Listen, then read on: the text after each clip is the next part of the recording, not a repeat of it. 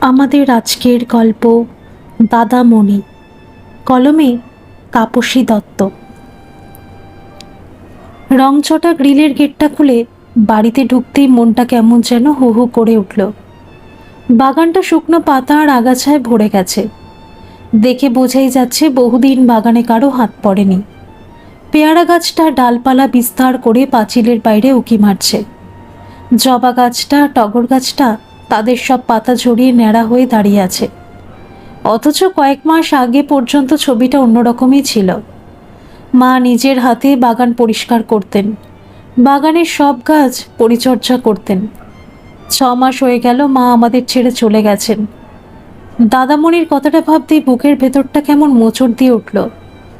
সত্যি তো, মা চলে যাবার পর আমার আর এ বাড়িতে আসা হয়নি। ধীর পায়ে গিয়ে বার কয়েক কলিং বেল বাজানোর পর দরজা খুলল দাদামণি।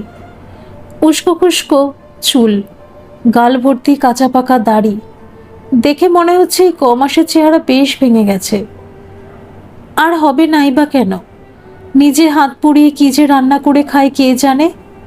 তারপরও কদিন ধরে জ্বরে ভুগে বিছানায় শয্যাশায়ী।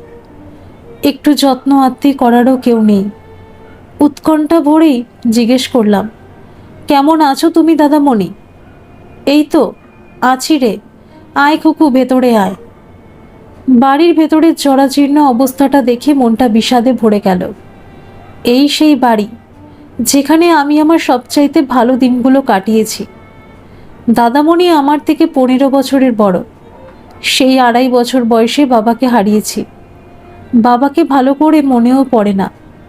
জ্ঞান হওয়া স্তক দেখছি দাদামণিকে সংসারের জোয়াল কাঁধে নিয়ে হাসি মুখে আমার আর দিদির সব আবদার বায়নাক্কা সামলাচ্ছে।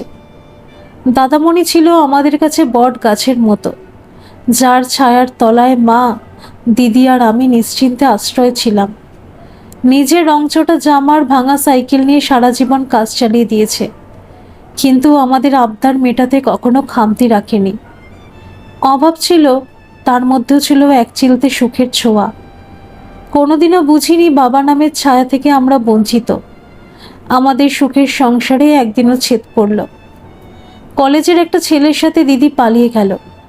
সেদিন দাদামণি খুব ভেঙে পড়েছিল। সেদিন দাদামণিকে দেখে আমারও খুব কষ্ট হয়েছিল। মনে মনে প্রতিজ্ঞা করেছিলাম, তোমায় সুখ না দিতে পারি দাদামণি, কোনোদিনও দুঃখ দেব না তোমায়। বাবার কথা আমার মনে নেই। দাদামণিকেই বাবার আসনে বসিয়েছি। দেখেছি নিজের শখ আহ্লাদ বিসর্জন দিয়ে সারা জীবন শুধু আমাদের ভালো মন্দ নিয়েই কিভাবে ব্যস্ত থেকেছে দাদামণি। গ্র্যাজুয়েশন করার পর ভালো পাত্র দেখে দাদামণি আমার বিয়ে দেন। সঞ্জয় আক্ষরিক অর্থেই সুপাত্র। একটা মণিহারি দোকান আছে সঞ্জয়ের। বিলাসিতা না থাকুক সংসারে সচ্ছলতা আছে। শাশুড়ি মাও খুব ভালো, এক কথায় ভালো পরিবার। স্বামী, শাশুড়ি মা আর আমায় নিয়ে 3 জনের সংসারে নতুন অতিথি বাবিনের আগমনে আমার সুখের চাপে পূর্ণতা পায়।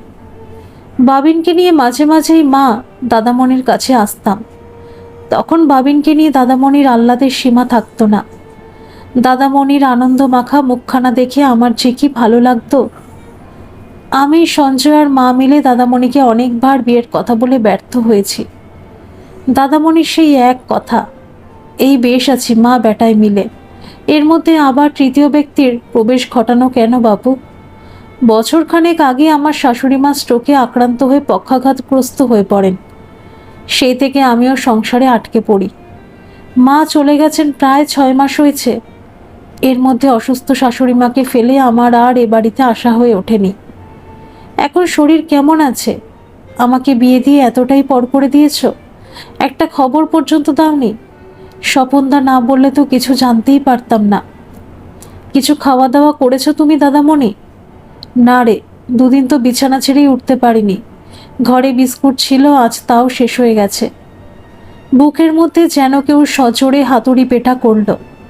চোখ ফেটে জল আসছে আমার। কোনো রকমে চোখের জল সামলে নিয়ে বললাম, তোমার জামা কাপড় গুছিয়ে নিচ্ছি, এক্ষুনি তুমি আমার সাথে আমার বাড়ি যাবে। এখানে তোমায় একলা কিছুতেই থাকতে দিতে পারবো না আমি। জেদ করিস না খুকু, অসুস্থ শরীরে নিজের বিছানার মতো স্বস্তির জায়গা আর কিছু আছে নাকি? তাছাড়া সামান্য একটু জ্বর নিয়ে অত চিন্তা করিস না তো। এই এক হয়েছে দাদামণির দোষ, নিজের সিদ্ধান্ত থেকে এক পাও টলানোর ক্ষমতা কারো নেই। একবার যখন না বলেছে তো তাকে হ্যাঁ করার সাধ্য আমার নেই। যাই হোক, ডক্টর সরকারের চেম্বারে দাদামণিকে চেক আপ করিয়ে দুদিনের মতো কিছু রান্না করে দিলাম। মাথায় একরাশ চিন্তা নিয়ে সেদিনের মতো দাদামণির কাছ থেকে বিদায় নিলাম। সঞ্জয় দোকান বন্ধ করে মা আর বাবিনকে সামলাচ্ছে। ওখানে যে কি হচ্ছে কে জানে। আমি ছাড়া ও বাড়ি অচল, তাই দাদামণির কাছে এসে থাকারও আমার উপায় নেই। সারা রাস্তা মাথায় বিভিন্ন চিন্তা ঘুরপাক খেতেই লাগলো। মা যখন ছিল তখন একরকম ছিল, কিন্তু এখন সারা জীবন কিভাবে একা একা কাটাবে দাদামণি। যে করেই হোক দাদামণির নাটাকে হ্যাঁ করাতেই হবে। একটা বিয়ে দিয়ে দাদামণি জীবনটা গুছিয়ে দিতে পারলেই তবেই আমার শান্তি।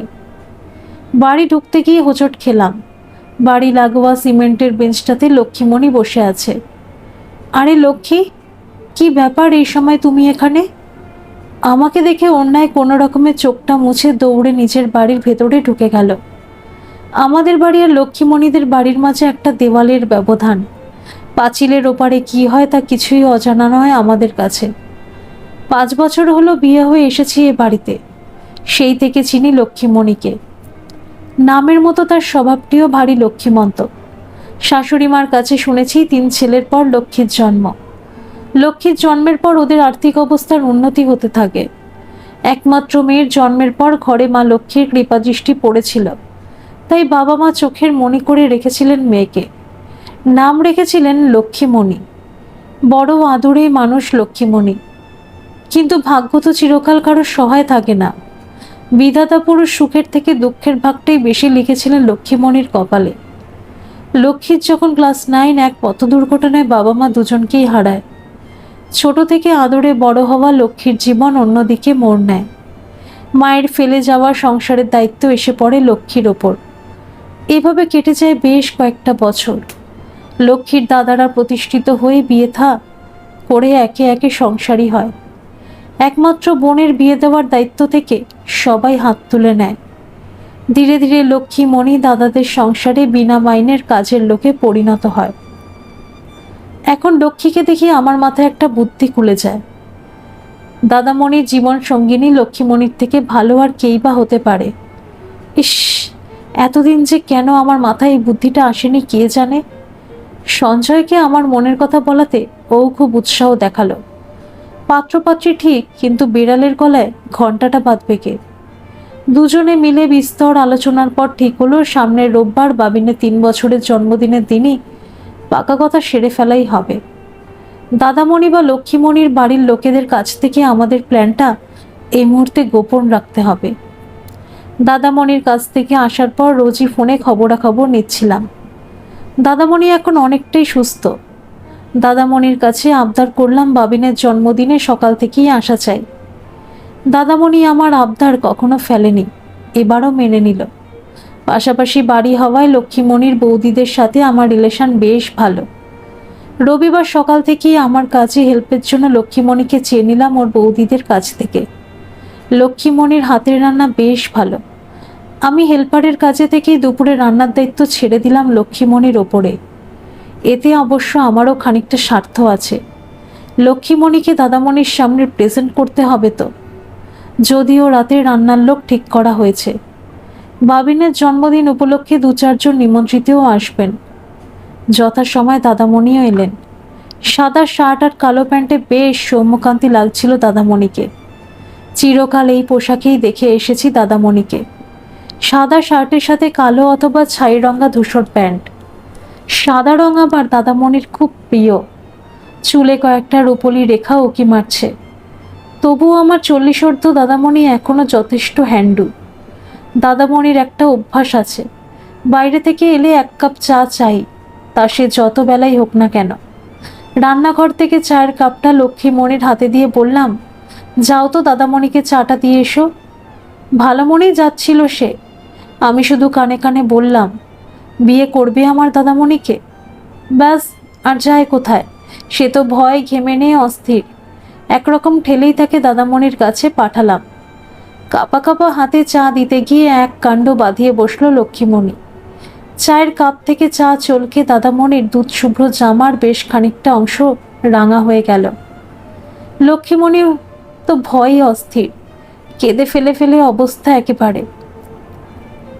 এরকম কিছু একটা হবে আজ করেই আমি লক্ষ্মীমণিকে চা দিয়ে পাঠিয়েছিলাম, বা বলা ভালো এরকমটাই চাইছিলাম আমি। ওই যে লক্ষ্মীমণির কানে যে মন্ত্রটা দিয়েছিলাম চা নিয়ে যাওয়ার আগে, এটাই তারই ফল। লক্ষ্মীমণি বেজায় লাজুক কি না, যে বাইরের কারো সাথে ওঠা বসা করেনি কোনোদিন, তাকে যদি বিয়ের কথা বলা যায়।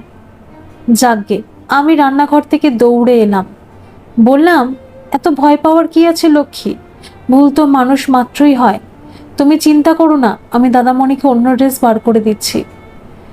এত কাল লক্ষ্মীমণি জেনেছে ভুল করলে গালমন্দ আর অপমান সহ্য করতে হয়। আমার কাছ থেকে অপ্রত্যাশিত ভালো ব্যবহার পেয়ে দৌড়ে ঘর থেকে বেরিয়ে গেল। আমি জানি ও এখন অন্যায় মুখ লুকিয়ে খানিকক্ষণ কাঁদবে। কাঁদুক, কাঁদলে মনের ভার লাঘব হয়।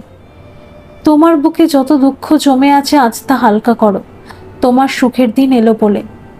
এই সিচুয়েশনের স্বভাবতই দাদামণি হতভম্ব হয়ে গেছে। ও লক্ষ্মীমণি আমাদের পাশের বাড়িতে থাকে, ভারী ভালো মেয়ে, জানো তো, ও দুঃখী আর খুব অসহায়। তোমার কোনো অবিবাহিত বন্ধু থাকলে বলো না দাদামণি, ওর বিয়ের ব্যবস্থা করব। দাদামণি কোনো উত্তর দেয় না, শুধু ওর চলে যাওয়া দরজার দিকে একদৃষ্টে চেয়ে থাকে। দুপুরের খাবারটা দাদামণিকে আমি পরিবেশন করলাম। দাদামণিকে তৃপ্তি করে খেতে দেখে আত্মসুখ অনুভব করলাম। 6 মাস ধরে লোকটা হাত পুড়িয়ে রান্না করে খাচ্ছে। কেমন রান্না হয়েছে গো দাদামণি? রান্নার হাতখানা বেশ খাসা হয়েছে তোর কুকু। আমি রান্না করিনি গো দাদামণি, সব রান্না লক্ষ্মীই করেছে। যার বউ হয়ে যাবে না তার ভাগ্য একদম খুলে যাবে। দাদামণির মুখের রেখায় কি কোনো পরিবর্তন হলো ঠিক বোঝা গেল না। দুপুরের খাওয়া দাওয়ার পাট চুকিয়ে আমি আর সঞ্চয় গেলাম দাদামণির কাছে। সোজাসুজি কথা বলতে হবে। বাবিনকে নিয়ে খেলতেই ব্যস্ত দাদামণি। বাবিন ও মামার খুব ন্যাওটা, মামাকে পেলে আর সবাইকে ভুলে যায়। তোমার সাথে একটু কথা ছিল দাদামণি। হ্যাঁ বল, কি কথা? কোনো রকম ভনিতা না করেই বললাম, লক্ষ্মীমণিকে তোমার কেমন লাগলো? কিছুক্ষণ চুপ থাকার পর, ভালোই লাগলো, কিন্তু কেন বলতো? তুমি কি পারো না লক্ষ্মীকে বিয়ে করে ওকে একটা সুন্দর জীবন দিতে? দাদামণি নিরুত্তর। আমি আবার বললাম, তুমি কি পারো না একটা দুঃখী মেয়েকে উদ্ধার করতে? তোমার একজন ঘরণীর প্রয়োজন, আর লক্ষ্মীর একটা ঘরের প্রয়োজন। তোমরা দুজনে কি গাঁটছাড়া বাঁধতে পারো না? কেন তোরা আমায় নিয়ে পড়লি বলতো? এই তো বেশ আছি, বুড়ো বয়সে মাথায় টোপর পরানোর শখ হলো কেন? মোটেই তুমি বেশি নেই দাদামণি, এই বয়সে কি ছেলেরা বিয়ে করে না? দাদামণি ঠোঁটের কোনায় যেন এক চিলতে হাসির রেখা দেখা গেল। তাহলে আজকেই পাকা কথাটা সেরে ফেলি, কি বল? জানি না, তোরা যা ভালো বুঝিস কর। আমার একটা লাল ঢাকাই জামদানি গোল্ডেন ব্লাউজ দিয়ে পরালাম লক্ষ্মীকে, সাথে ছোট্ট টিপ হালকা লিপস্টিক। তাতেই যেন অপরূপা লাগছে লক্ষ্মীকে। আসলে ওকে কোনোদিন সাজগোজ করতে দেখিনি তো। 35-এর আশেপাশেই বয়স হবে লক্ষ্মীর। ছিপছিপে চেহারা, শ্যামলা রং, সুন্দরী না হলেও চেহারায় আলকা চটক আছে। লক্ষ্মীর দাদা বৌদিদের একটু আগে আসতে বললাম, গেস্টরা এসে গেলেই আবার কথাবার্তা, কিছুই হবে না। লক্ষ্মীর বিয়ে, এ কথাটাও দাদা বৌদিরা কখনো ভাবতেই পারেনি। প্রথমে একটু কিন্তু কিন্তু করলো, আসলে ওদের বিনা মাইনের কাজের লোকটা হাতছাড়া হয়ে যাবে তো। তারপর ওরা খরচের দোহাই দেখালো, এই দুর্মূল্যের বাজারে বিয়ের খরচ কে যোগাবে? আমি বললাম, ওসব নিয়ে আপনাদের ভাবতে হবে না, আপনারা রাজি কিনা বলুন। চক্ষু লজ্জার খাতিরে ওদের রাজি হতেই হলো। সামনের 22শে অগ্রহায়ণ বিয়ের দিন ধার্য হলো। মা চলে গেছেন 1 বছরও হয়নি, তাই বিয়ে হবে শৈশাবুদের। আমার বাড়ি থেকেই বিয়েটা হবে। জনা কয়েক নিমন্ত্রিত থাকবেন। দাদামণিকে বললাম বিয়ের পারপাসে যাবতীয় খরচা আমার। যথারীতি দাদামণি অরাজি। আমি বললাম, এতদিন তো আমাদের জন্য করেছ, তোমার জীবনটা গোছাবার একটু সুযোগ দাও আমাকে। লাল শাড়ি পরিহিতা লক্ষ্মীর দিকে অপলক দৃষ্টিতে চেয়েছিল দাদামণি। 4 চোখের মিলনের সাথে সাথে হয়তোবা 2টি হৃদয়েরও মিলন ঘটে গেল। এখন অপেক্ষা 4 হাত এক করার। আমি জানি লক্ষ্মীমণিকে নিয়ে তুমি সুখী হবে। তোমাদের আগামী জীবন সুখের হোক এই কামনাই করি। ভালো থেকো তোমরা। হাতের সময় খুব বেশি নেই। এই অল্প সময় আমাকে বিয়ের জোগাড় যন্ত্র সব সেরে ফেলতে হবে। হোক না শৈশবুদের বিয়ে, নাই হলেও আচার অনুষ্ঠান। বিয়ে তো বিয়েই হয় নাকি? কিছু আয়োজন তো করতেই হবে। বিয়ের যাবতীয় আয়োজনের দায়িত্ব যখন আমি নিয়েছি তখন আমার ব্যস্ততা তো থাকবেই। তবে তোমরা জানো তো, এই ব্যস্ততাটাকে আমি কিন্তু খুব এনজয় করছি। হ্যাঁ, তোমরা ঠিকই ধরেছ। আজ আমি খুব ভালো মুডে রয়েছি। আমার দাদামণির বিয়ে কত দিনের স্বপ্ন আমার। কোনোদিনও ভাবিনি আমার এই স্বপ্ন পূরণ হবে। আমি আরও বেশি খুশি লক্ষ্মীমণির মতো মেয়েকে বৌদি হিসেবে পাবো বলে। মা চলে যাবার পর যে কালো মেঘের ঘনঘটায় ছেয়ে গেছিল আমাদের বাড়িটা, লক্ষ্মীর আগমন বার্তায় তা একটু একটু করে সরে গিয়ে নতুন রবির কিরণ উকি দিতে লেগেছে। মা একটা কথা সবসময় বলতেন, জীবনে সুখ দুঃখ পাশাপাশি বহমান। কাল যে রাজা আজ সে ফকির, আবার আজ যে ফকির কাল সে রাজা হতেও পারে। লক্ষ্মীমণির ক্ষেত্রেও এই কথাটা 100 জায়গায় 200 ভাগ সত্যি। লক্ষ্মীর জীবনে সুখ এলো বলে খুব ভালো লাগছে লক্ষ্মীর মতো অভাগিনী মেয়ের জন্য কিছু করতে পেরে। সেদিন বাবিনের বার্থডে পার্টি মিটে যাবার পরে আমাকে জড়িয়ে ধরে লক্ষ্মীমণি খুব কেঁদেছিল। আমি জানি সেটা ছিল ওর আনন্দশ্রু। বিয়ে ঠিক হওয়ার পর লক্ষ্মীর দাদা বৌদিদের ব্যবহারেও অনেকটা পরিবর্তন হয়েছে। ওকে আর কেউ আগের মতো গালমন্দ করে না। দুপুরে কাজকর্ম সেরে লক্ষ্মীকে ডেকে নিয়ে আমার কাছে হলুদ বেসন দুধের সর দিয়ে রূপচর্চা করায়। কথায় বলে বিয়ের জল গায়ে পড়লে নাকি মেয়েদের রূপ খোলে। এতদিনের চেনা লক্ষ্মীর রূপ ধীরে ধীরে কেমন যেন অচেনা হয়ে উঠেছে আমার কাছে। সত্যি লক্ষ্মী এত সুন্দর। আসলে আগে তো সেভাবে লক্ষ্মীকে কোনোদিনও দেখিনি, তাই ওর রূপটাও ধরা দেয়নি আমার কাছে। আমার আগাম ব্যস্ততা আজ করে সঞ্জয় শাশুড়ি মায়ের জন্য দিনরাতের আয়ামাসি রেখে দিয়েছে। সংসারের কাজের চাপ এখন আমার অনেকটাই কম। বেঁচে যাওয়ার সময়টা কাজে লাগিয়েছি বিয়ের জোগাড়ে। দাদামণির পাঞ্জাবি আর লক্ষ্মীমণির বেনারসি কিনতে যাব। লক্ষ্মীকেও সাথে নিলাম। ওরও তো পছন্দ অপছন্দ বলে একটা ব্যাপার আছে। ওকে জানাইনি যে দাদামণিও আমাদের সাথে শপিংয়ে যোগ দিচ্ছে, আর দাদামণিও জানে না লক্ষ্মীও আমাদের সাথে যাচ্ছে। হঠাৎ দেখায় দুজনের যে কি দশা হবে তা ভাবলেই আমার রোমাঞ্চ লাগছে। যথাসময়ে আমি আর সঞ্জয় লক্ষ্মীকে নিয়ে শ্যামবাজার পৌঁছলাম। দাদামণি আগে থেকেই সেখানে উপস্থিত ছিল। আমার দাদামণি আবার সময়ের ব্যাপারে খুব পাংচুয়াল। নির্ধারিত সময়ের 5 মিনিট আগে পৌঁছবে, বই পড়ে না। লক্ষ্মী আর আমি হাত ধরাধরি করেইছিলাম। হঠাৎ লক্ষ্মী প্রচণ্ড জোরে আমার হাতের মুঠিটাকে চেপে ধরল। বুঝলাম হঠাৎ দর্শনের ফল এটা। দাদামণির ঠোঁটের কোণে যেন হাসি ছুঁয়ে গেল। একবার গিয়ে আর চোখে তাকালো লক্ষ্মীর দিকে। দুজনের মুখমণ্ডলের ভৌগোলিক রেখার পরিবর্তনখানা দেখব বলেই না সাসপেন্সখানা ক্রিয়েট করেছিলাম। দুজনের দিকে একবার করে তাকাচ্ছি আর ওদের ভ্যাবাচাকা মারা অবস্থা দেখে নিজের মনে একচোট হেসেও নিচ্ছি। ঠিক হলো প্রথমে লক্ষ্মীর বেনারসি কেনা হবে। পছন্দের ভার ছেড়ে দিলাম দাদামণির ওপরে। আমার বিয়ের আগে অবধি দাদামণি তো আমাকে সব পছন্দ করে কিনে দিয়েছে। আমার জীবনের সেরা সম্পদ সঞ্জয় তো দাদামণিরই পছন্দ। পছন্দের ব্যাপারে দাদামণির সবসময় 1 নম্বর, তা আবারও প্রমাণ হয়ে গেল। অফ হোয়াইট জমির ওপরে মেরুন আর তুতে কালারের কম্বিনেশনে অপূর্ব সুন্দর একটা বেনারসি পছন্দ করলো দাদামণি। লক্ষ্মী অবশ্য নিজের পছন্দ অপছন্দ কিছুতেই জাহির করছে না। আসলে নিজের দাদারা বিয়ের ব্যাপারে হাত তুলে নিয়েছে, তো তাই বোধহয় কুণ্ঠাটা কাটিয়ে উঠতে পারছে না। দাদামণির পাঞ্জাবিটা অবশ্য আমি পছন্দ করলাম। আমাদের কেনাকাটা মোটামুটি কমপ্লিট। এবার সময় ওদের দুজনকে কিছুটা সময় একা ছেড়ে দেওয়ার। দুজনে দুজনকে একটু আধটু জানাও তো জরুরি। প্ল্যান মাফিক আমি আর সঞ্জয় বাবিনকে ভ্যাকসিন দেওয়াবার নাম করে ডাক্তারের চেম্বারে ঢুকলাম। লক্ষ্মীমণি অবশ্য আমাদের সাথে যেতে চাইছিল। একরকম জোর করেই ওকে দাদামণির কাছে ছেড়ে দিলাম। লক্ষ্মীর লাজুক মুখ আর দাদামণির থতমত মুখখানা দেখে আমার ভারী মজা হচ্ছিল। সম্বন্ধ করে বিয়ের আগে জমতে চাওয়া প্রেমটাকে উপভোগ করাই তো আসল মজা। ঘণ্টা দেড়েক বাদে আবার আমরা একত্রে মিলিত হলাম। এইটুকু সময় ওদের দুজনের মধ্যে বেশ ভাব জমে গেছে। দুজনে মিলে নতুন সংসারের জন্য বেড কভার, পিলো কভার, পর্দা এইসব কেনাকাটিও করেছে। ওদের দুজনকে দেখে হৃদয় আমার আরাম পেল।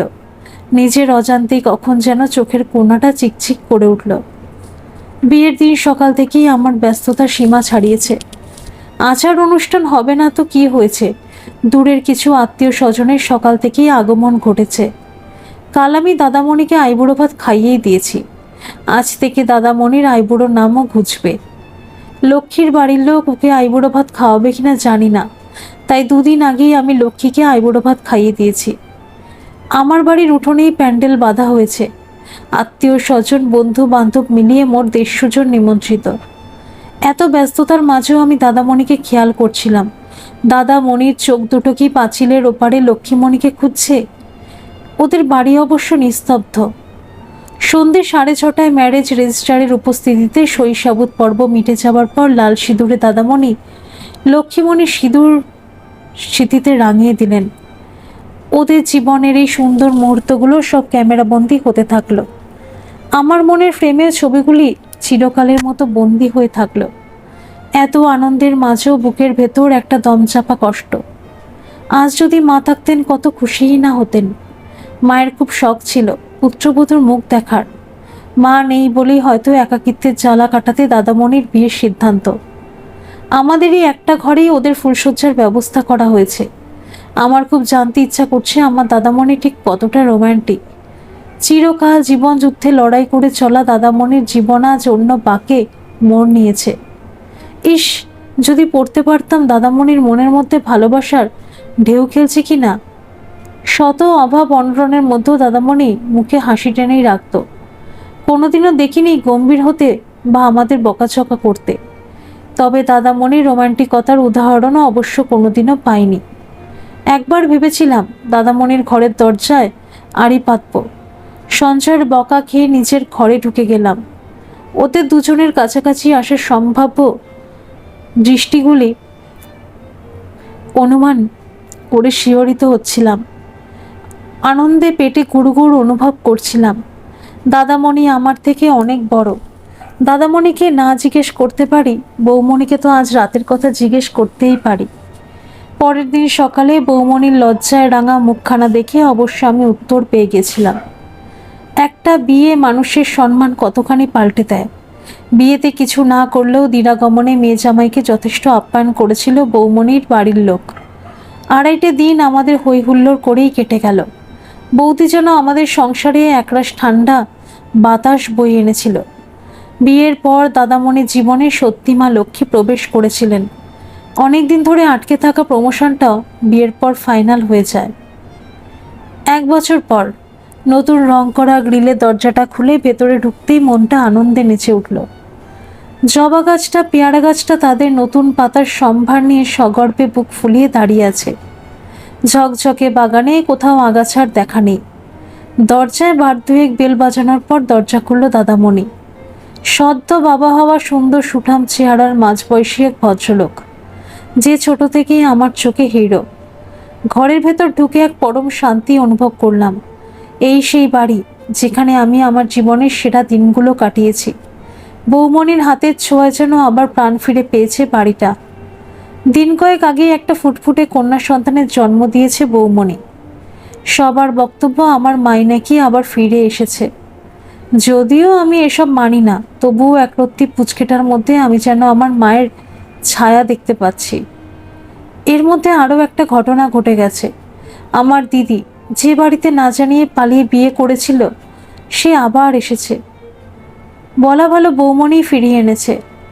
কয়েক বছর আগে স্বামীর ঘর থেকে বিতাড়িত হয়ে 10 বছরের ছেলেকে নিয়ে পেট চালাতে আয়ার কাজ ধরে দিদি।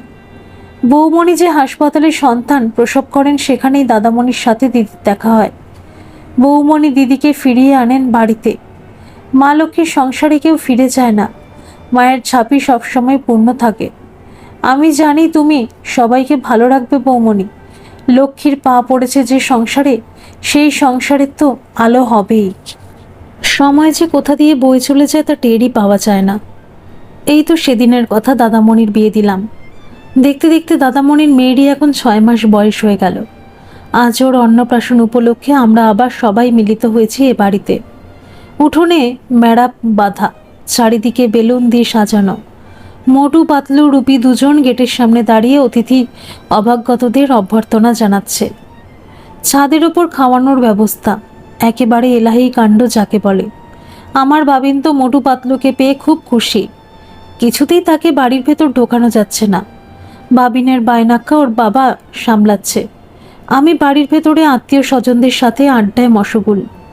ভারী সুন্দর দেখতে হয়েছে দাদামণির মেয়েকে, ঠিক যেন ডল পুতুলটি। ওর নাম রেখেছে ওয়েঞ্জিলা। সারাক্ষণ আমার দিদিটুকু মানে ওর বড় পিসির কাছেই থাকে, তো তাই বড় পিসির খুব ন্যাওটা। আমাকে খুব একটা চেনে না, আর চিনবেই বা কী করে। ওয়েঞ্জিলা হওয়ার পর মাত্র 2বার আমি এ বাড়িতে এসেছি। তারপর আমার শাশুড়ি মায়ের খুব বাড়াবাড়ি হলো। টানা 3 মাস জমে মানুষের টানাটানির পর দিন 20 আগে উনি আমাদের ছেড়ে চলে গেলেন। আমার দিদিও বেশ ভালোই আছে এ বাড়িতে। দাদামণি একটা সেলাই মেশিন কিনে দিয়েছে, মেয়েদের ব্লাউজ, ফলস পাড়, পিকো এসব করে এখন দিদির ভালোই রোজগার হয়। দিদির ছেলে পিকুকে একটা ভালো সরকারি স্কুলেও ভর্তি করে দিয়েছে দাদামণি। 6 মাসে মামা বাড়িতে বেশ জমে গেছে পিকু। মামির সাথে বেশ ভাব, যত আবদার সব মামি মেটায়। বৌমণির বাপের বাড়ি থেকেও দাদা বৌদিরা সব এসেছে। বৌমণিকে বিয়েতে কিছু না দিলেও তাদের একমাত্র ভাগ্নিকে উপহার দিতে কোনো কার্পণ্য করেননি। ভাগ্নি হওয়ার পর মামা বাড়ি থেকে বালিশ, বিছানা, তোয়ালে, মশারি, নতুন জামা, দুধের বোতল, ঝিনুক, বাটি, রূপোর কাজললতার সব তত্ত্ব এসেছিল। অন্নপ্রাশনে ভাগ্নিকে মোটা সোনার চেন দিয়েছে মামারা। ভাবতেই অবাক লাগে, এরা বৌমণির সেই দাদা বৌদি যারা এক সময় বৌমণিকে বাড়ির কাজের লোক বানিয়ে রেখেছিল। কি কষ্টই না দিত বৌমণিকে। সবাই তো আমার নিজের চোখেই দেখা। তাই ভাবি, মানুষকে গিরগিটি বললেও বোধহয় খুব একটা ভুল হবে না। ক্ষণে ক্ষণে নিজের রং চেঞ্জ করে। বৌমণির বিয়ে হবে, এমন রাজরানী হয়ে থাকবে তা স্বপ্নেও কল্পনা করেনি বৌমণির বাড়ির লোক। আমার দাদামণি আর বৌমণি কিন্তু কোনোদিনও ওদের সাথে কোনো খারাপ ব্যবহার করেনি। আমি একবার বৌমণিকে জিজ্ঞেস করেছিলাম, তুমি ওদের সাথে কি করে এত মিষ্টি ব্যবহার করো বৌমণি? তোমার রাগ হয় না ওদের ওপর? আর কেউ না জানুক, আমি তো জানি ওরা তোমাকে কষ্ট দিয়েছে। বৌমণি মুখে স্বভাবসিদ্ধ হাসি বুলিয়ে রেখে উত্তর দিয়েছিল, ওরা আমার আপনজন খুকু। ওরা আমাকে যদি তাড়িয়ে দিয়ে দিত তাহলে কোথায় যেতাম বলো তো? আপনজন? হাসালে বৌমণি তুমি। আপনজন বুঝি আপনজনকে এত কষ্ট দিতে পারে? তুমি একেবারে ছেলে মানুষ খুকু। রাগ, অভিমান, দুঃখ এগুলো নিজের লোকের ওপরই করতে হয়। তবে রাগ কখনো পুষে রাখতে নেই খুকু। এই তো একটা জীবন, আজ আছি কাল নেই। কি হবে রাগ অভিমান করে? জ্বর, তার থেকে যে কদিন আনন্দে আছি সেটাই বাঁচি। কি বল? বৌমণির মুখে সেই ভুবন ভোলানো হাসি। বৌমণিকে যত দেখি তত অবাক হই। কি ধাতুতে তৈরি তুমি কে জানে। আমি 100-র জায়গায় 200% নিশ্চিত আমার দাদামণির জন্য তোমার থেকে ভালো সহধর্মিনী আর কেউই হতে পারতো না। এই 1.5 বছরে দাদামণির চেহারায় আমূল পরিবর্তন হয়েছে। দাদামণি যে একজন আদ্যপান্ত সুখী মানুষ তা তাকে দেখে বেশ বোঝা যায়। কি রে খুকু, কখন এলি? দাদামণির পুচকেটাকে নিয়ে খেলার মত্ত ছিলাম। পিঠে বেশ ভারী হাতের চাপড় পড়ায় খেলায় দাড়ি টানলাম। আরে রাঙা পিসিমা, তুমি কেমন আছো? কখন এলে? অনেক সকালেই এসেছি রে। বাবাইয়ের বউ নিয়ে এলো। বাবাই অফিস ফেরত আসবে। আমি খুব জেদ ধরেছিল বুঝলি, টিটুর বিয়েতে আসতে পারিনি। ওর মেয়ের অন্নপ্রাশনে যাবই। বয়স তো হলো, কবে চোখ বুঝবো। এই সুযোগে এক ঢিলে দুপাখি মারা হবে।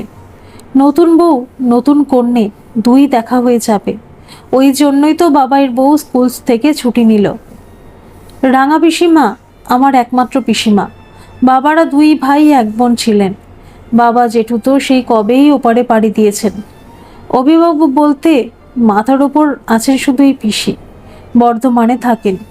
পিসির এক ছেলে বাবাইদা একটা প্রাইভেট ব্যাংকে কাজ করে, এখন কলকাতায় পোস্টিং। বাবাইদার বউ স্কুল টিচার, বর্ধমানেই থাকে। দাদামণির বিয়ের সময় বাবাইদা অফিসের ট্যুরে থাইল্যান্ড, আর বৌদিদের স্কুলে জিকোর স্কুলেও তখন অ্যানুয়াল এক্সাম চালায় ওরা, কেউ আসতে পারেনি। রাঙা পিসি সাথে গল্প করতে করতে বৌদি জিকোও যোগ দিল আমাদের সাথে। রাঙা পিসি খুব মাইডিয়ার মানুষ, এত বয়সেও তার হই হই আনন্দে এতটুকু ঘাটতি পড়েনি। ইতিমধ্যে বৌমণি পুচকেকে সাজিয়ে গুছিয়ে রেডি করে দিয়েছে। লাল বেনারসি কাপড়ের জামা, মাথায় লাল চেলি, কপালে চন্দন ঠিক যেন লাল পরি। মুয়া, এত লোক দেখে আমার পাগলির লাল পরি একটু ঘাবড়েই গেছে বোধ হয়, তাই কান্নাকাটি শুরু করেছে। দিদি একটা থালায় ভাত সাজিয়ে আসন পেতে প্রদীপ জ্বালিয়ে দিন। আমার লাল পরি বড় মামার হাতেই প্রথম ভাত খাবে। পায়েসটাই বেশি পছন্দ হয়েছে লাল পরির, বারবার পায়েসটাই খেতে চাইছে। আমার বাবিনের অন্নপ্রাশনের কথা মনে পড়ে গেল। দাদামণির হাতে ওরকমভাবেই প্রথম ভাত খেয়েছিল। সত্যি তো, অনেকক্ষণ হয়ে গেল বাবিন আর বাবিনের বাবাকে দেখতে পাইনি। এসে থেকে ওরা তো বাড়ির ভেতরেও ঢোকেনি, গেল কোথায় দুজনে। দৌড়ালাম বাইরের দিকে। বাড়ির বাইরে প্যান্ডেল সার দিয়ে বসার চেয়ারা পাতা রয়েছে। আমন্ত্রিতরা সবাই বসে গল্পগুজব করছেন। বেশি খুঁজতে হলো না, সামনেই বাবিন খেলে বেড়াচ্ছে, আর ওর বাবা প্রায় সমবয়সী এক ভদ্রমহিলার সাথেই গল্পে মশগুল। একটু অবাক হলাম। ভদ্রমহিলাকে আমি চিনি না, হয়তো দাদামণির অফিস কলিগ। একজন অপরিচিত ভদ্রমহিলার সাথে সঞ্জয় এমনভাবে গল্প করছে যেন কতদিনের চেনা। আস্তে আস্তে গিয়ে দাঁড়ালাম ওদের কাছে। ওরা তুই তোকারি করেও কথা বলছে, তার মানে একে অপরকেই ওরা চেনে। আমার উপস্থিতি টের পেয়ে সঞ্জয় উত্তেজিত হয়ে উঠল। এই আমার অন্ধার গিনি কেয়া, এবারই ছোট মেয়ে সবার আদরের খুকু। আর কেয়া, ইনি হচ্ছেন আমার ব্যাচমেট অস্মিতা নিয়োগী। আমরা বঙ্গবাসী কলেজে একসাথে পড়তাম, এখন দাদামণির কলিগ।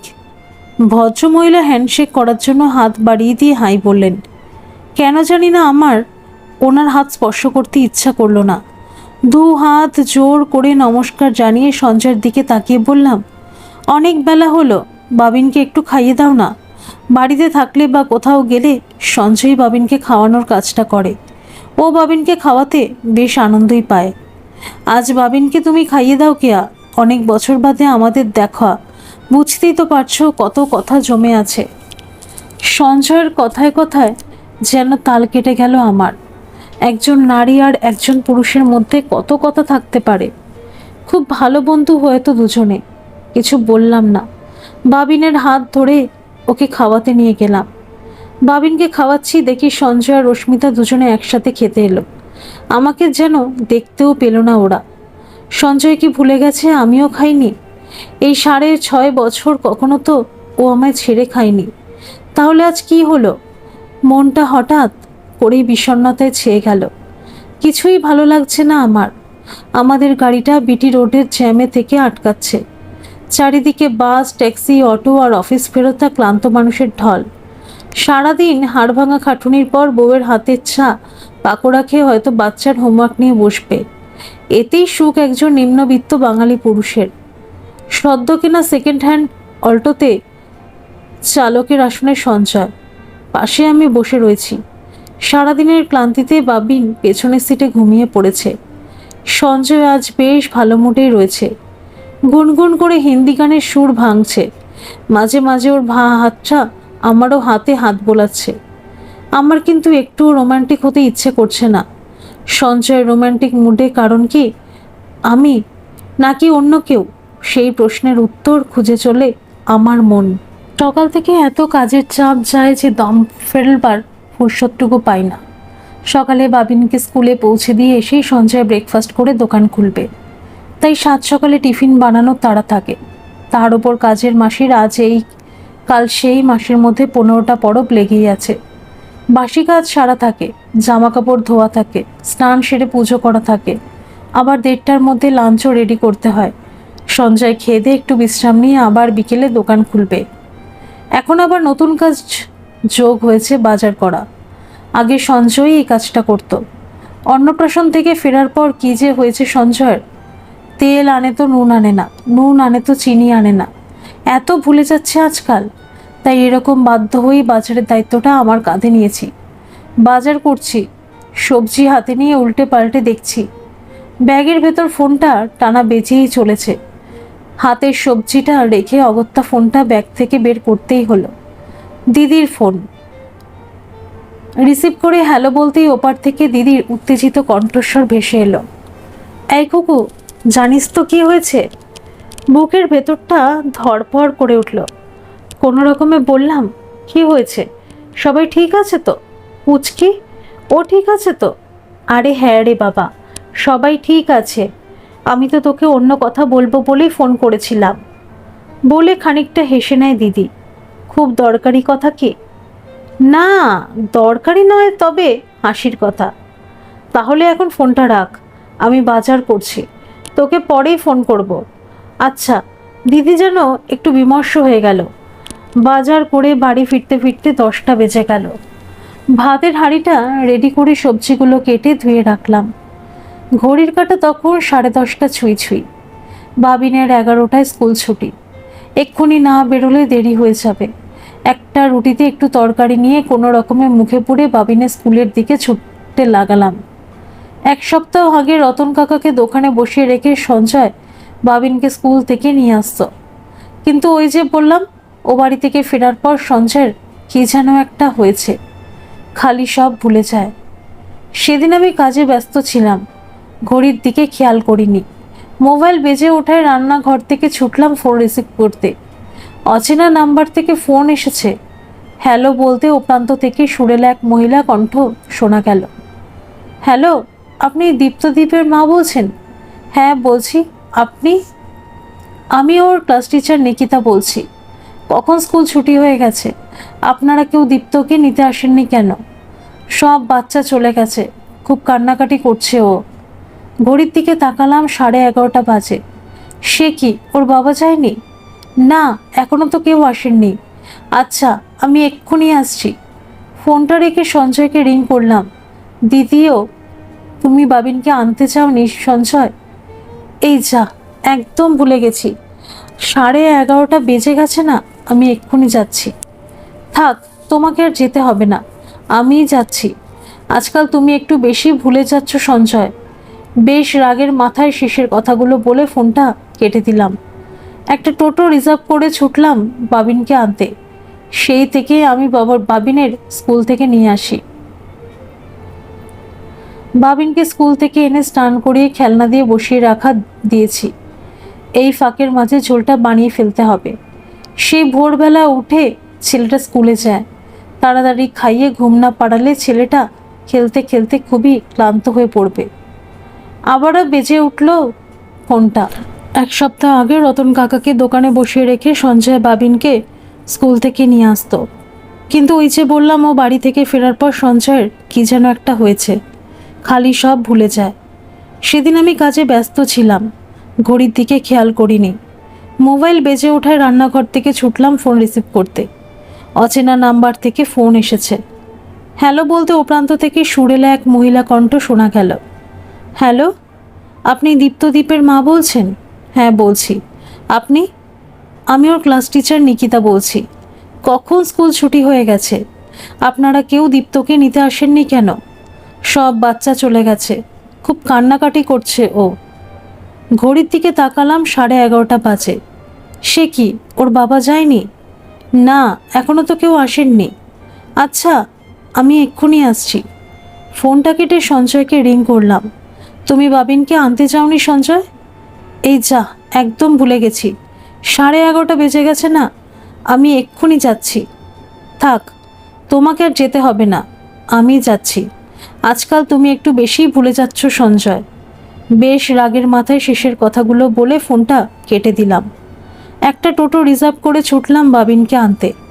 সেই থেকেই আমি বাবিনকে স্কুল থেকে নিয়ে আসি। বাবিনকে স্কুল থেকে এনে স্নান করিয়ে খেলনা দিয়ে বসিয়ে দিয়েছি। এই ফাঁকেই মাছের ঝোলটা বানিয়ে ফেলতে হবে। সেই ভোরবেলা উঠে ছেলেটা স্কুলে যায়। তাড়াতাড়ি খাইয়ে ঘুম না পাড়ালে ছেলেটা খেলতে খেলতেই ঘুমিয়ে পড়বে। আবারও বেজে ওঠে ফোনটা। তাড়াহুড়োর সময় বারবার ফোন বাজলে বড্ড বিরক্ত লাগে। দিদি ফোন করেছে। এই এক হয়েছে দিদির স্বভাব, কোনো কথা উগড়োতে না পারা অবধি শান্তি নেই। বল, এই শোন না, কাল কি হয়েছে? তুই এখন ফ্রি আছিস তো? ও প্রান্ত থেকে দিদির উত্তেজিত কণ্ঠস্বর ভেসে আসে। না, একটু ব্যস্ত আছি, বাবিনকে খাওয়াবো। যা বলার তাড়াতাড়ি বল। শোন না, কাল তো রোববার ছিল, দাদামণি বাড়িতেই ছিল, পিকু ঘুমিয়ে পড়েছিল, আমি বসার ঘরে টিভি দেখছিলাম, দাদামণি বৌমণি পুচকুকে নিয়ে নিজেদের ঘরেই ছিল। কথা শেষ করার আগেই হাসিতে ফেটে পড়ে আমার দিদি। আমি বিরক্ত হয়ে বলি, না হেসে আসল কথাটা বল, আমার বিস্তর কাজ পড়ে রয়েছে। হ্যাঁ বলছি তো, শোন না, আমি কি একটা কথা বলতে ওদের ঘরে ঢুকেছিলাম, দেখি। আবার হাসতে শুরু করে আমার দিদি। বুঝলাম ঘনিষ্ঠ কোনো মুহূর্তে দিদি ওদের ঘরে ঢুকে পড়েছিল। দিদিটা সেই ক্যাবলাকান্তই রয়ে গেল। পড়াশোনা না করলে যা হয় আর কি। যথাসম্ভব গম্ভীর হয়ে বললাম, তুই বা স্বামী স্ত্রীর ঘরে নক না করে ঢুকেছিলি কেন? খুব অন্যায় করেছিস। হ্যাঁ মানছি, আমার অন্যায় হয়েছে, তবে দাদামণি যে এত রোম্যান্টিক জানতাম না রে। দিদি আবার হাসিতে ফেটে পড়ে। আমি দিদির থেকে বয়সে ছোট হলেও দিদি কিন্তু আমাকে বেশ সমীহ করেই চলে। দিদির আমি একটু বেশি পড়াশোনা শিখেছি বলেই হয়তো এমনটা করে। অনেকদিন দিদির সাথে যোগাযোগ না থাকায় সেরকম সখ্যতাও নেই আমাদের মধ্যে। গাম্ভীর্য বজায় রেখেই বললাম, আচ্ছা ঠিক আছে, এখন ফোনটা রাখ। রেখে দেব? দিদির গলায় হতাশার সুর। রাখ। দিদির কাছ থেকে পুরোটা না শুনলেও আমি যেন কল্পনায় সবটাই দেখতে পাচ্ছি। সম্ভাব্য দৃশ্যগুলো ভাবছে, সারা শরীর মন জুড়ে রোমাঞ্চ লাগছে। দুপুরে সঞ্জয় খেতে এসেছে। আমারও খুব ইচ্ছে করছে ওর সাথে দূরে কোথাও হারিয়ে যেতে, ওর বুকে মাথা রেখে পৃথিবীর সমস্ত সুখ উপভোগ করতে, ঠিক যেমনটা বিয়ের প্রথম বছর কেটেছিল। সঞ্জয়ের আজ মুড অফ। খেতে বসেও মোবাইল নিয়ে খুটখুট করেই চলেছে। আগে মোবাইলের প্রতি এত আসক্তি ছিল না, কিছুদিন ধরেই দেখছি মোবাইল ছাড়া ওর চলছেই না। কিছুদিন আগে পর্যন্ত দুপুরে খেতে এসে কত গল্প করত, গল্পে ভালোবাসায় হারিয়ে যেতাম আমরা। কয়েকদিনের ছবিটা আমূল পরিবর্তন হয়েছে। চলো না আজ বিকেলে একটু কোথাও থেকে বেরিয়ে আসি। মনের কথাটা বলেই ফেললাম সঞ্জয়কে। সত্যি তোমার বুদ্ধি বলিহারি, কাজকর্ম শিখে তুলে এখন তোমায় নিয়ে আমি হাওয়া খেতে বেরোবো? সঞ্জয় একরকম ঝাঁঝিয়ে উঠল আমার ওপর। এই কবছরের সঞ্জয়ের এমন ব্যবহার কখনো দেখিনি। ওর ব্যবহারের পরিবর্তন খুব কষ্ট দিল আমার মনকে। দুপুরের খাওয়া মাথায় উঠল, চোখের জল উপচে ভাতের থালায় টপ টপ করে পড়তে লাগলো। কিছুতেই আটকাতে পারলাম না। সঞ্জয় একবারও আমার দিকে তাকালো না। খাওয়া সেরে বিছানায় গিয়ে নাক ডাকিয়ে ঘুম লাগালো। জানলার গ্রিল ধরে বিষণ্ণ মনে দাঁড়িয়ে আমি। বাইরে অস্তমিত সূর্য দিনের তাপ একটু একটু করে কমিয়ে দিচ্ছে। একদল ছেলে মনের আনন্দে মাঠে ফুটবল খেলে চলেছে। মন্দিরের চাতালে 4-5 জন মহিলারা জটলা, নিজেদের সুখ দুঃখগুলো ভাগ করে নিচ্ছে একে অপরের সঙ্গে। দুটো ছেলে স্কুল থেকে ফিরেছে গল্প করতে করতে। ভারী ব্যাগের ভারে নুয়ে পড়েছে ওদের শরীর। ওদের খেলার সময় নেই। ওদের বাবা মা ইঁদুর দৌড়ের রেসে ওদের নাম লিখিয়েছে যে। পাখিরা দল বেঁধে ফিরে যাচ্ছে যে যার বাসায়। আকাশের রং একটু একটু করে বদলাচ্ছে, ঠিক যেমন একটু একটু করে বদলে যাচ্ছে সঞ্জয়। এক্ষুনি ঝুপ করেই সন্ধ্যা নামবে। এত কিছুর মাঝে অতীত বর্তমানের সুখস্মৃতি আঁকড়ে একলা আমি গ্রিল ধরেই দাঁড়িয়ে থাকি। ঘুম থেকে বেল বাজাচ্ছি। শালি এতক্ষণ লাগে দরজা খুলতে? তুই আজও গলা অবধি গিলে এসেছ? হ্যাঁ গিলেছি তো, বেশ করেছি। কি করবি? কি আর করব, কিছু করার থাকলে অনেক আগেই করতে পারতাম। মেয়েটা বড় হচ্ছে, সে খেয়াল আছে? ধুত্তর, নিখুঁজি করেছে তোদের মা মেয়ের। বাড়িতে ঢুকতে না ঢুকতেই শুরু হয়ে গেছে পাঁচালি। এই জন্যই তো স্লা বাড়ি ফিরতে চাই না। বাবা মায়ের অশান্তিতে 10 বছরের মিষ্টু ঘুম ভেঙে উঠে বসে মাথা চুলকোতে থাকে। প্রতি রাতের এই অশান্তি এখন একরত্তি মিষ্টুর গা সওয়া হয়ে গেছে। প্রথম প্রথম চিৎকার করে কাঁদত, এখন চুলোচুলি হাতাহাতিও বিশেষ প্রভাব ফেলে না মিষ্টুর মনে। বাবার সাথে কাটানো সুন্দর সময়গুলো এখন সব স্মৃতি। চোখের সামনে একটু একটু করে বদলাতে দেখেছে বাবাকে। আগের বাবার সাথে এখনের বাবাকে কিছুতেই মেলাতে পারে না মিষ্টু। বাবাকে বড্ড অচেনা মনে হয়। মনে হয় অন্য গ্রহের প্রাণী, যে ধরা ছোঁয়ার বাইরে। জেগে আছিস সঞ্জয়? হ্যাঁ বল। ও প্রান্ত থেকে মুহূর্তে হোয়াটসঅ্যাপে রিপ্লাই আসে। কি আর বলবো বল, নিজের কপাল নিজেই পুড়িয়েছি, এখন বিলাপ করা ছাড়া আর কি উপায়। কেন আবার কি হলো? কি আবার হবে? রোজ তো তিনি একই কেত্তন গিয়ে চলেন, আজও আকণ্ঠ গিলে এসে চিৎকার চেঁচামেচি জুড়েছে। পাড়ার লোকেদের কথা তো ছেড়েই দিলাম, মেয়েটা বড় হচ্ছে তো নাকি। উভয় তরফেই কিছুক্ষণ চুপ। ফোনটা হাতে নিয়ে অস্মিতা বসে থাকে উত্তরের অপেক্ষায়। উত্তর না পেয়ে নিজেই আবার টাইপ করতে শুরু করে। তোকে কি ডিস্টার্ব করলাম? কেন বলতো? না এমনি, তুই চুপ করে আছিস তো তাই বললাম। ভাবছি, পলাশ তো আগে এমন ছিল না, কোথা থেকে যে কি হয়ে গেল। সবই আমার কপাল রে। বাড়ির অমতে ওকে বিয়ে করলাম, সবই তো ঠিকঠাক চলছিল। এখন আমার মেয়ে নিয়ে দাঁড়াবার জায়গা নেই। আবির আর বিশুর সাথে তোর ব্যাপারটা নিয়ে কথা বলছিলাম। ও আচ্ছা, কি বললো ওরা? সে তো অনেক কথাই হলো, পরে দেখা হলেই বলবো ক্ষণ। আচ্ছা, সেই ভালো। এ কি তুমি এখনো ঘুমাওনি? ঘুমটা ভেঙে যাওয়ায় সঞ্জয়কে প্রশ্ন করি। তোমার ঘুম পেয়েছে, তুমি ঘুমাও না, আবার আমাকে নিয়ে পড়লে কেন? তোমাকে নিয়ে পড়লাম মানে? মাঝরাতে না ঘুমিয়ে ফোন নিয়ে খুটখাট করছো, জিজ্ঞেস করতে পারবো না? না পারবে না, ঘুম আসছে না তাই ফোন ঘাটছি। তোমার সবেতেই অসুবিধে, কথায় কথায় আমি অত কৈফিয়ত দিতে পারবো না। একটা সাধারণ কথা জিজ্ঞেস করলাম, তুমি এত রিয়াক্ট করছো কেন?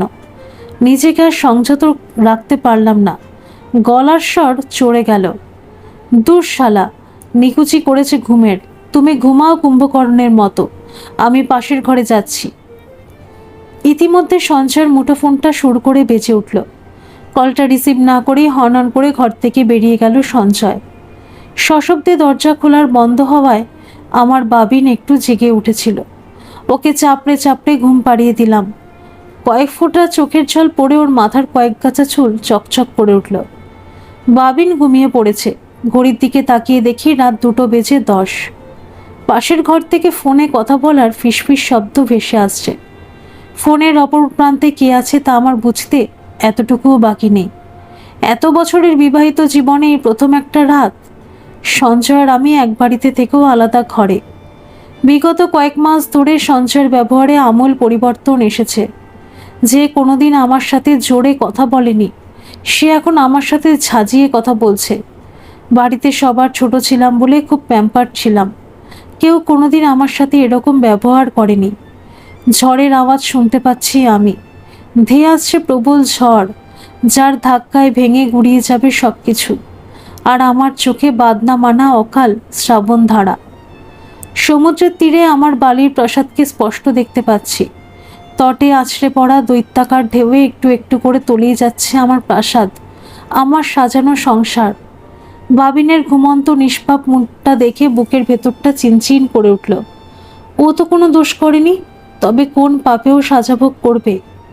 কখন যে ঘুমিয়ে পড়েছিলাম কে জানে। চোখের জলে ভিজে বালিশটাও শুকিয়ে গেছে। অ্যালার্মের আওয়াজে ঘুমটা ভেঙে গেল। পাশ ফিরতে দেখি সঞ্জয় আমার পাশে অঘরে ঘুমোচ্ছে। কাল রাতের কথা মনে পড়ে গেল। কিছুক্ষণ চুপ করে বিছানায় বসে রইলাম। অনেক ভেবেই সিদ্ধান্ত নিলাম, যা হয়েছে ভুলে যাব। সঞ্জয়ের নিশ্চয়ই কোনো সমস্যা হয়েছে, ওর সাথে বসে আলোচনা করব। মান অভিমান সব ভুলে গিয়ে ওকে ডাকলাম।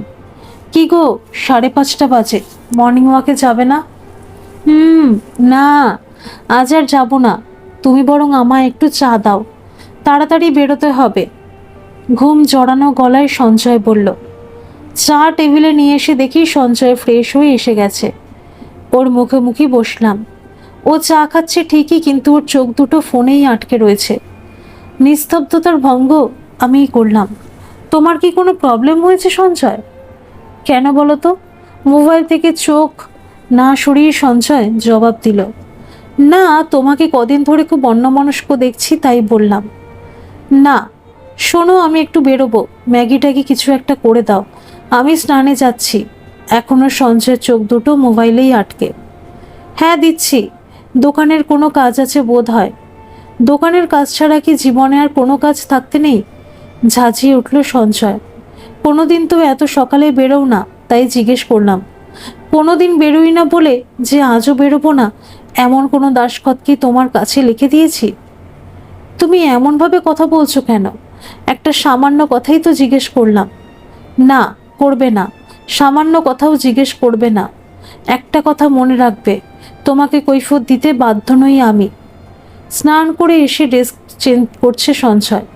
আমি ম্যাগির প্লেটটা সামনে নিয়ে গেলাম। ম্যাগি হয়ে গেছে, খেয়ে যেও। অপ্রত্যাশিতভাবে আমার হাত থেকে ম্যাগির প্লেটটা নিয়ে সঞ্জয় ছুঁড়ে ফেলে দিল মেঝেতে।